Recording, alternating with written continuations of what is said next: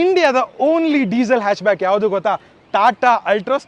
ಇದು ಇದರ face ಲಿಫ್ಟ್ನ ಟಾಟಾದವ್ರು launch ಮಾಡಿದ್ದಾರೆ. 6.89 ಲ್ಯಾಕ್ಸ್ಗೆ.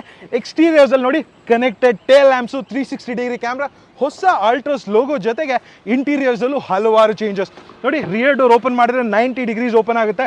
ಅಂಡರ್ ಥೈ ಸಪೋರ್ಟ್ನ ಇನ್ಕ್ರೀಸ್ ಮಾಡಿದ್ದಾರೆ ಆ್ಯಂಡ್ ಬೇಜ್ ಇಂಟೀರಿಯರ್ಸ್ನ ಕೊಟ್ಟಿದ್ದಾರೆ.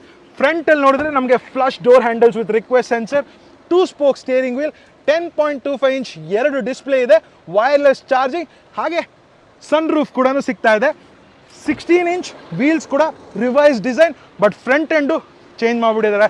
ಹೊಸ ರಿವೈಸ್ ಹೆಡ್ ಲ್ಯಾಂಪ್ಸು DRL ನೋಡ್ಬೋದು, ಸಕ್ಕದಾಗಿದೆ. ಆ್ಯಂಡ್ 3D ಗ್ರಿಲ್ ಜೊತೆಗೆ Altroz looks super good. Petrol, CNG ಹಾಗೆ ಡೀಸೆಲ್ 1.5 ಲೀಟರ್ ಇಂಜಿನ್. ಆ್ಯಂಡ್ ಇದರಲ್ಲಿ ನಮಗೆ 89 bhp ಹಾಗೆ 200 ನ್ಯೂಟನ್ ಮೀಟರ್ಸ್ ಆಫ್ ಟಾರ್ಕ್ ಸಿಗ್ತಾ ಇದೆ.